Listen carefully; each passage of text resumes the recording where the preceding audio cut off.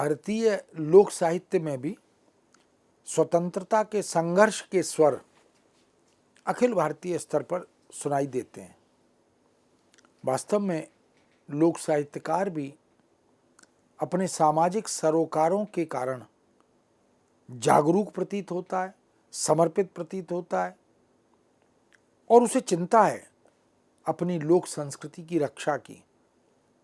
लोक गायन, लोक संगीत और लोक में उपस्थित तमाम तरह के वह जो कौशल संबंधी ज्ञान है, विरासत है, उन सब की चिंता वो करता है।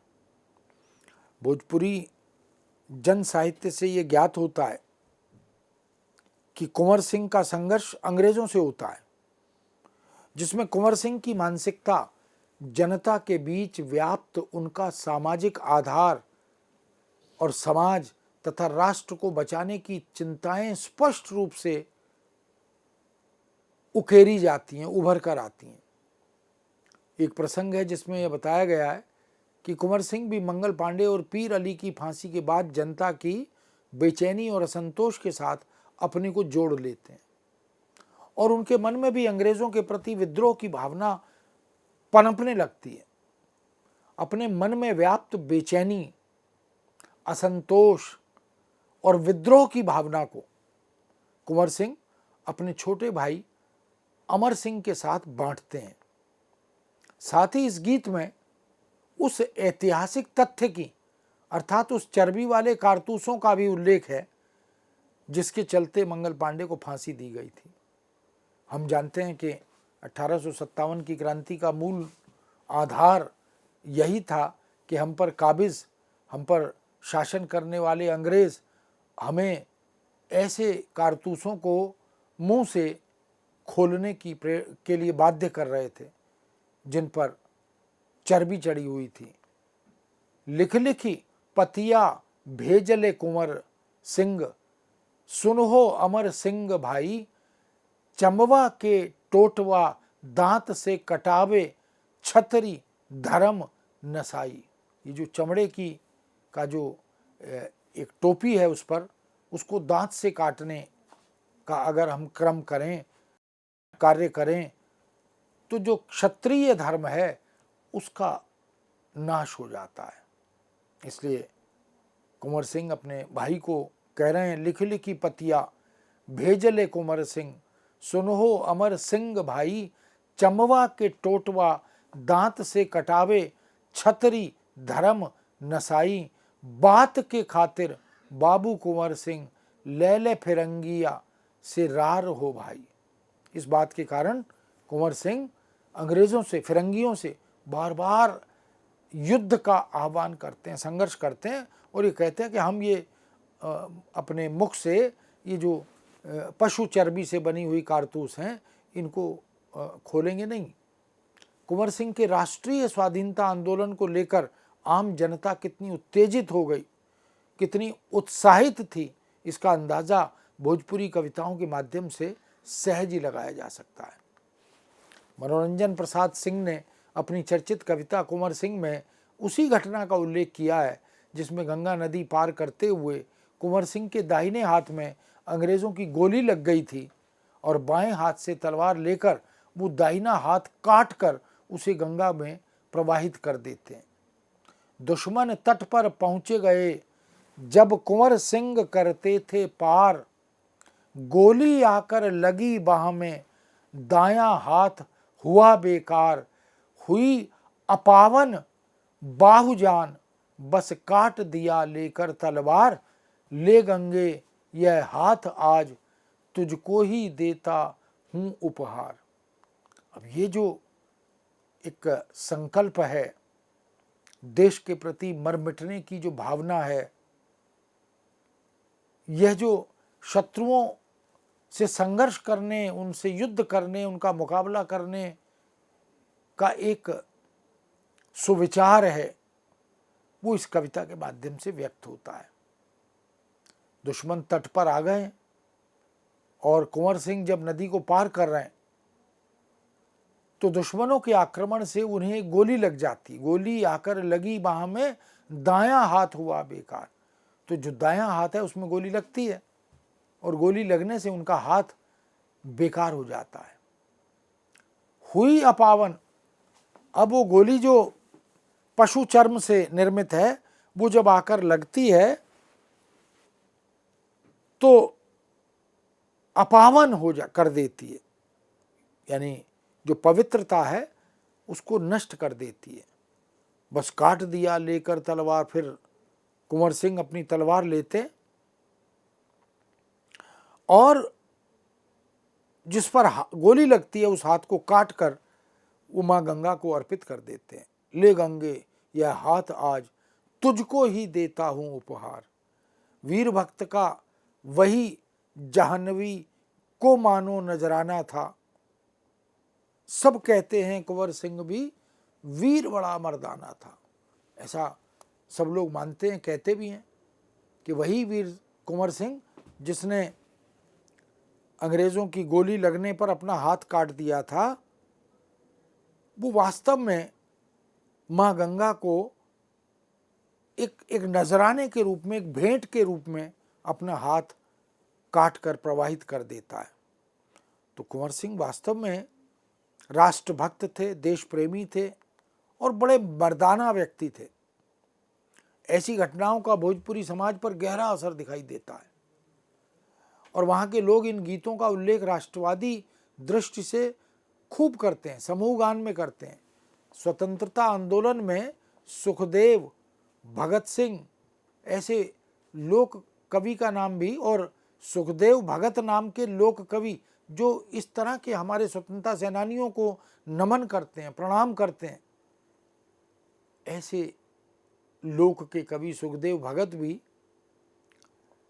निश्चित रूप से उल्लेखनीय है, महत्वपूर्ण है, जिन्होंने सामाजिक समस्याओं जैसे दहेज की प्रथा, नारी समस्या, भ्रष्टाचार, विधवा विवाह, छुआछूत, अनमेल विवाह, ऐसे न जाने कितने राष्ट्र विरोधी, समाज विरोधी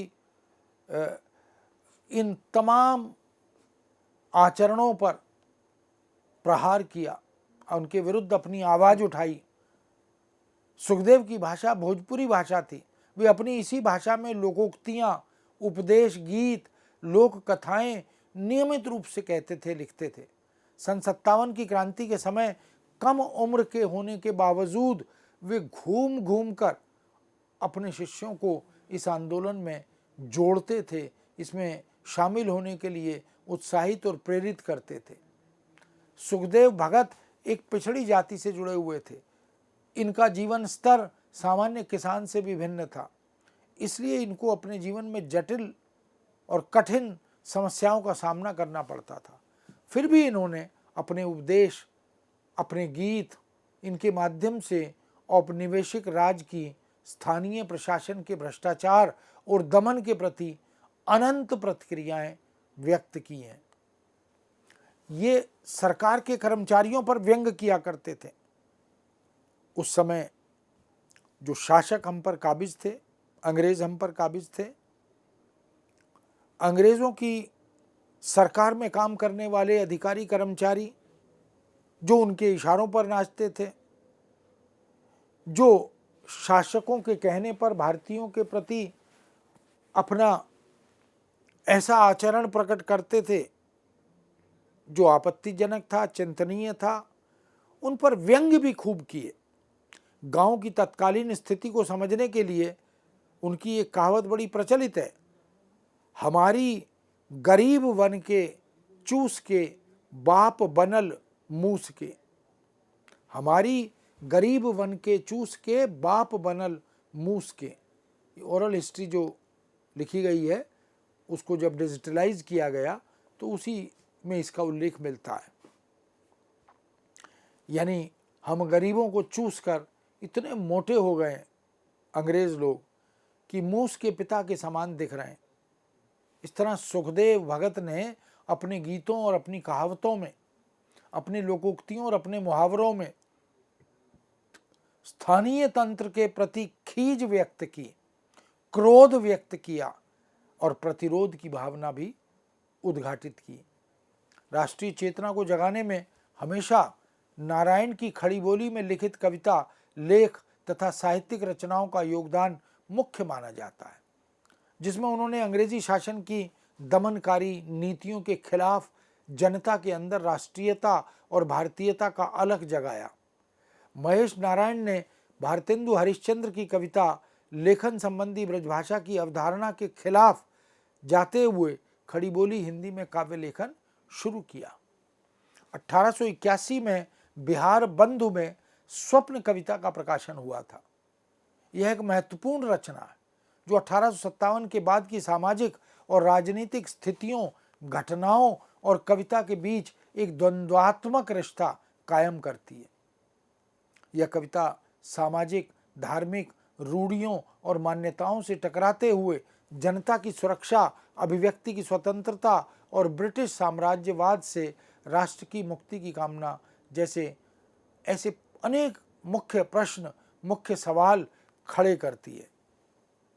कविता के प्रारंभ और अंत में भारतीय समाज में स्त्रियों के शोषण, अनमेल विवाह, दहेज प्रथा, पुरुष समाज का वर्चस्व, इन सब का भी उल्लेख हमें प्रचुर मात्रा में मिलता है। सन 1857 के बाद लागू ब्रिटिश आर्म्स एक्ट का भी विरोध लोक कवियों ने लोक साहित्य में किया। रैयत तो हया रखती होगी अपना हथियार, हम लोगों के पास वह नहीं एक तलवार है, हम लोगों को उनकी यह भक्ति कि दे सब अस्त्र स्वाधीनता की गवाही। भारतीय राष्ट्रवाद का निम्न वर्गीय प्रसंग इस पुस्तक में इस तरह के उल्लेख मिलते हैं। इसी तरह यह कविता आर्थिक शोषण के खिलाफ, उसके विरुद्ध प्रतिरोध, राष्ट्र की दासता से मुक्ति की कामना और दासता से मुक्ति की कामना करते हुए भारतीय सामाजिक व्यवस्था में जो अराजकता मिलती थी, जो अनमेल विवाह और स्त्रियों की जिंदगी के सवाल को प्रमुखता से उठाने वाली वृत्ति मिलती थी, उन सब को भी चित्रित किया गया। इन सभी सवालों को कवि महेश नारायण स्वाधीनता से जोड़कर एक ऐसे राष्ट्र की परिकल्पना करते हैं जिसमें सब कुछ स्वदेशी हो, मजबूत व्यवस्था हो, खुली सामाजिक जिंदगी हो और प्राकृतिक सुंदरता भी विद्यमान हो। महेश नारायण जैसा कवि, उनका कार्य भारतेंदु प्रताप नारायण मिश्र, बद्री नारायण चौधरी, प्रेमघन, रामनरेश त्रिपाठी, माखनलाल चतुर्वेदी, सियाराम शरण गुप्त, सुभद्रा कुमारी चौहान, श्रीधर पाठक, मैथिली शरण गुप्त, प्रेमचंद और यशपाल जैसे वो सब साहित्यकार जो आज़ादी का बिगुल बजा रहे थे, जो स्वतंत्रता संघर्ष के स्वर में अपना स्वर मिला रहे थे, जो अंग्रेजी शासन के प्रति विरोध रखते थे और भारतीय समाज में व्याप्त स्त्रियों, मध्यवर्गीय लोगों, दलितों, किसानों, मजदूरों आदि की समस्याओं को राष्ट्रीय मुक्ति के सवाल से जोड़कर भारतीय राष्ट्रवाद का एक नया इतिहास रच रहे थे, ये सब भी इस बात के प्रमाण हैं। तो इसका अर्थ हुआ कि अभिजात्य साहित्य की तरह लोक साहित्य भी अवसरानुकूल, समयानुकूल इस तरह की गद्य और पद्य की रचनाएं प्रस्तुत कर रहा था कि जन साहित्य में, जन जन में, लोक लोक में ये बात संचरित हो कि आज़ादी हमें प्राप्त करनी है और उसके लिए संघर्षरत हमें सदा सर्वदा रहना है। स्वतंत्रता आंदोलन में रविन्द्रनाथ ठाकुर ने भी बंगला में रचित अपनी कविताओं के द्वारा अंग्रेज़ों की नीतियों का पुरजोर विरोध किया है। बहुत से उनके साहित्यिक गद्य और पद्य के रचनात्मक रूप को हम देख सकते हैं जिसमें उन्होंने अंग्रेज़ों की वह जो दमनकारी नीतियां थीं, वह जो शोषण करने वाली नीतियां थीं, उनका विरोध किया। उनके द्वारा बंग भंग के समय लिखे गए गीतों को राष्ट्रवादी बुद्धिजीवियों सहित आम जनता में भी उत्साहपूर्वक स्वीकार किया गया, उसका गायन किया गया। यद्यपि भोजपुरी में बंग भंग और स्वदेशी आंदोलन से संबंधित कविताएं काफ़ी कम दिखाई देती हैं, परंतु खड़ी बोली में कुछ ऐसी कविताएं जरूर मिलती हैं जो राष्ट्रीय चेतना और स्वदेशी आंदोलन को नए आयाम प्रदान करती हैं। इनमें अभिराम शर्मा, प्रणेश शर्मा, पंडित माधव शुक्ल, इनकी रचनाओं को हम कभी भुला नहीं सकते।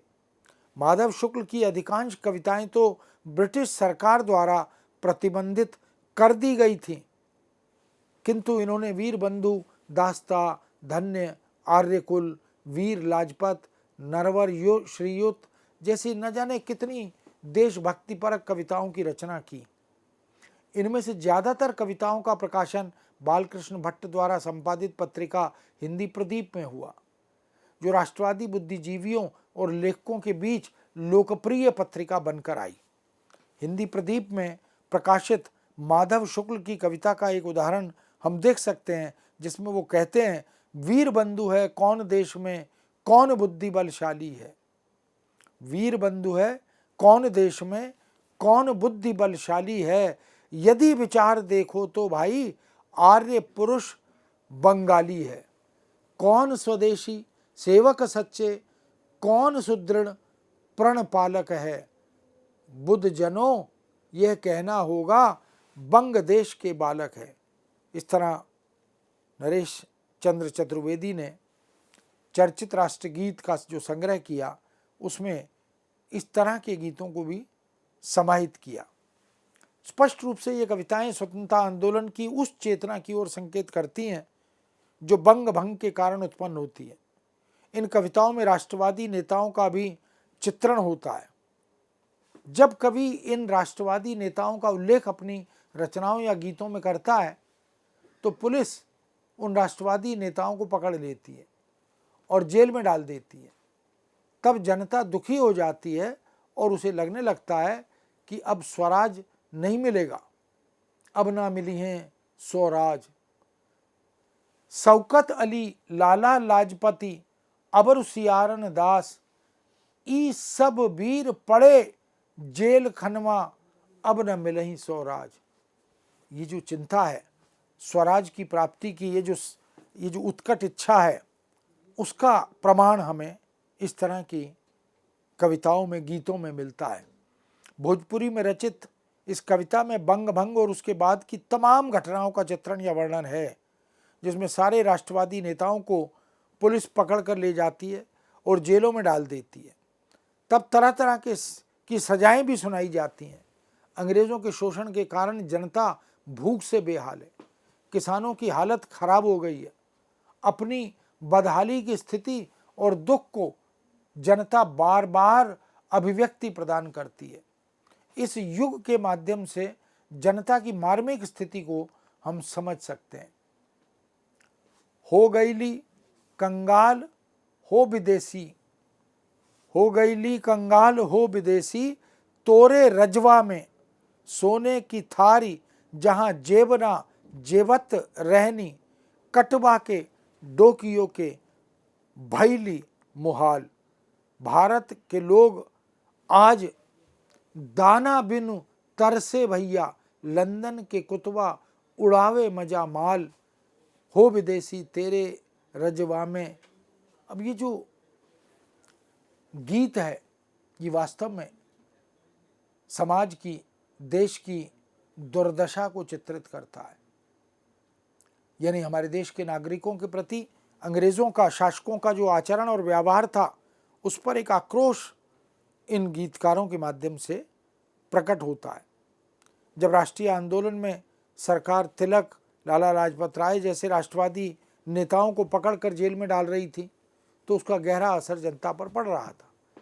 जनता और अंग्रेजी सरकार के विरुद्ध उग्र रुख अपनाती है, बहुत ही उग्र रुख अपनाती है। हड़तालें होती हैं, जुलूस निकलते हैं, जिसमें आप जनता के साथ साथ कई स्वतंत्रता सेनानी भी होते हैं। बलभद्र प्रसाद गुप्त विशारद रसिक की खून की छींटे नामक एक रचना है, जिसे ब्रिटिश राज में प्रतिबंधित कर दिया गया था। इस कविता में तिलक का जेल जाना, फिर जेल से बाहर आकर होम रूल लीग का गठन करना, स्वराज्य की मांग को तेज करना, ऐसे न जाने कितने उल्लेखनीय कार्य हमें मिलते हैं। पराधीनता का पाप, दाप, पश्चाताप जब भारत निवासियों में भली भांति छाया था, देखकर पशु बल का प्रबल उन्माद, जब देश सेवकों का दल अकुलाया था।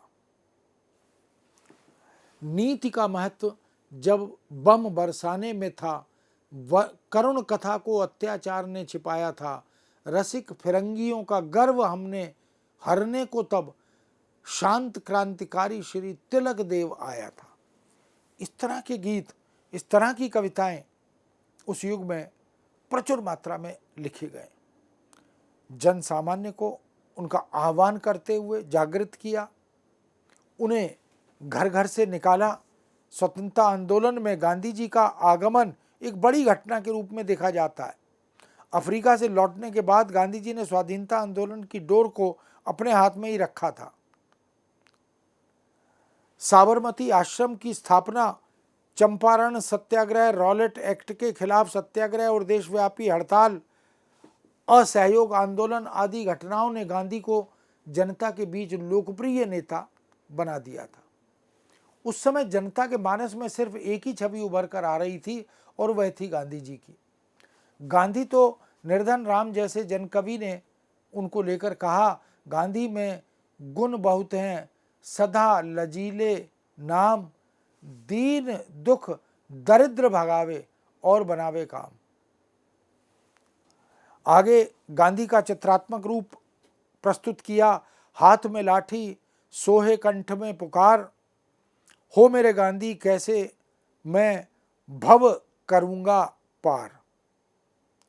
गांधी ने आज़ादी के इन जो सेनानी थे, चिंतक थे, उनके मनोमस्तिष्क में एक ऊर्जा का संचार किया।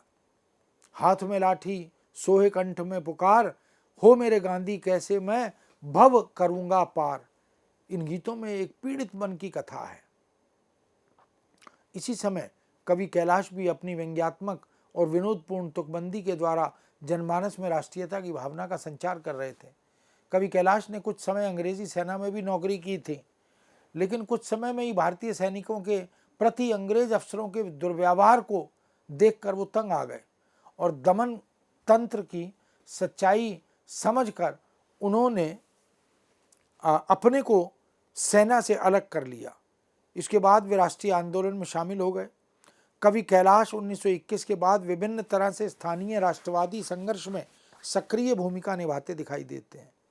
इसके कारण कवि को काफ़ी यातनाएं झेलनी पड़ी, जिसमें 6 मास का कारावास भी था।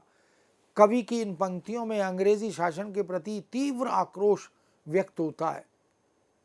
जे खाला घीव मलीदा ओकर कान बहिराइलवा, जे खाला घीव मलीदा ओकर कान बहिराइलवा, डंडा उठावा चल फिरंगियन के भगावे के दिन आइलवा। कहे कवि कैलाश उठाव डंडा तबही फूटी अंग्रेज वान को भंडा। इसके अलावा कवि कैलाश ने जमींदार विरोधी, किसान के हितों की सजग चेतना, इसके पक्ष में युद्ध लोक साहित्य, इनको भी शामिल किया। यानी जो युद्ध होते थे, लोक में प्रचलित आस्थाएं, मान्यताएं, खगोल शास्त्र, धर्मशास्त्र, नीति शास्त्र, युद्ध शास्त्र, इन सब से रिलेटेड, कृषि से संबंधित तमाम तरह के पक्षों को वो अपनी लोक साहित्य चेतना से जोड़ते गए। सन 1857 की क्रांति में सभी संगठन एकजुट होकर सामने आए, लेकिन फिर भी सफलता नहीं मिली। इसके बाद महात्मा गांधी ने राष्ट्रीय आंदोलन का नेतृत्व किया, जिसका उद्देश्य स्वराज तक ही सीमित नहीं था, बल्कि देश की राजनीतिक, सामाजिक और आर्थिक प्रगति की ओर भी वो उन्मुख थे। इसलिए असहयोग आंदोलन के समय का पंजाबी भाषा में नरेंद्र धीर का एक लोकगीत है, जिसमें लोग ने अंग्रेजी शासन की न्याय पद्धति को नग्न किया, चित्रित किया। ना मैं तेरी लई उगाई, ना सब बात पछाणी, कन्नो बोली दिसे अदालत, अखों भी है काणी, सच्चे फैसले किवें करे ओ, जिहने बड्डी होवे खानी, नाकर पए जिंदड़ी मिले न तिहाए नु पानी। अदालत ने मेरी गवाही भी पूर्ण रूप से नहीं ली, अर्थात मुझे अपना पक्ष रखने का पूरा मौका नहीं दिया, अवसर नहीं दिया। नहीं अदालत ने मेरी सभी बातों की पहचान की, अर्थात मुझे प्रमाण के लिए कुछ ऐसा बताया भी नहीं। मुझे ऐसा लगता है कि अदालत कानों से बहरी है, वह मुझे आँखों से भी कानी प्रतीत होती है। वह अपने फैसले सच्चे किस प्रकार करे जब वह कटी कटाई फसल ही खाने की आदी हो चुकी है, अर्थात निकम्मी हो चुकी है। ऐसे शासन में तो हमारा जीवन भी नारकीय हो गया। यहाँ तो प्यासे को पानी भी मिलना मुश्किल है। देखा जाए तो इस गीत में रॉलेट एक्ट के बारे में बताया गया है। वर्ष 1919 के बाद खड़ी बोली हिंदी और भोजपुरी के लोक साहित्य में गांधी के सहयोग और अहिंसा आंदोलन की भी जन छवि निर्मित हुई। उसमें उनके सक्रिय प्रतिरोध या चरित्र चित्रण दिखाई दिए। खड़ी बोली के अज्ञात जन कवि उन्होंने गांधी के प्रतिरोधों को कुछ इस तरह व्यक्त किया। साबरमती से चला संत एक अहिंसाधारी, जगत में सन्नाटा छाया घूमी पृथ्वी सारी, कांपे कमरिया हाथ में लाठी एक लंगोटा धारी, चला नमक कानून तोड़ने स्वराज का अधिकारी, चला दुखों का दुर्ग तोड़ने 40 कोटि बंद तोड़ने, जेल को जिसने तीर्थ बनाया आज़ादी है प्यारी, साबरमती से चला संत एक अहिंसाधारी। इस तरह दुर्बल दे प्रबल मन वाला सच्चा सेवाधारी, जन सेवा को जीवन समझा जिसे एकता प्यारी, घर में जा अलग जगाया आज़ादी का पाठ पढ़ाया, खरीदारी हमें बनाया भारत देश पुजारी। देखा जाए तो इस गीत में दांडी यात्रा 1930 का ऐतिहासिक संदर्भ है। साथ ही गांधी जी के व्यक्तित्व का भी उल्लेख मिलता है और कह सकते हैं कि स्वतंत्रता आंदोलन में गांधी जी के अहम स्थान को लोक साहित्य में भी समाहित किया गया। इसी तरह बिहारी ठाकुर के योगदान को नहीं भुलाया जा सकता। उन्होंने काव्यात्मक शैली में बहुत से नाटक लिखे। विदेशिया, भाई विरोध, बेटी वियोग, कलियुग जैसी बहुत सारी रचनाएं उनकी मिलती हैं, जिनमें राष्ट्रीय चेतना नाटकों में, कविताओं में कूट कूट के भरी है। भारतीय ग्रामीण जीवन की दर्दनाक गाथा, पुलिस दमन, सामाजिक विसंगतियां, अंग्रेजी औपनिवेशिक सत्ता के विरुद्ध उपालंब की भावना, सब कुछ लोक साहित्य में चित्रित है। इसलिए भारतीय स्वतंत्रता संघर्ष की अनेक छवियां लोक साहित्य में मौजूद हैं। चाहे 1857 की क्रांति की बात हो, स्वदेशी आंदोलन, रॉलेट एक्ट, जलियांवाला बाग हत्याकांड, असहयोग आंदोलन, साइमन कमीशन, ये तमाम सत्याग्रह, सविनय अवज्ञा आंदोलन, भारत छोड़ो, इन सब का उल्लेख करें तो हम देखते हैं कि स्वतंत्रता संघर्ष की ऐसी अनेक घटनाएं एवं अनेक जुड़े हुए लोग हमें लोक साहित्य में उपस्थित होते हैं, प्रकट होते हैं और उनका चित्रण केवल हमें सीधी और सरल भाषा में लोक साहित्य में ही देखने को मिलता है। इस दृष्टि से मित्रों हम कह सकते हैं कि लोक साहित्य आज़ादी के स्वर को बुलंद करने में एक सक्षम माध्यम बनता है। इस विषय को हम यहीं विराम देते हैं। पुनः आपके समक्ष नए विषय के साथ उपस्थित होंगे। आज्ञा दीजिए। नमस्कार।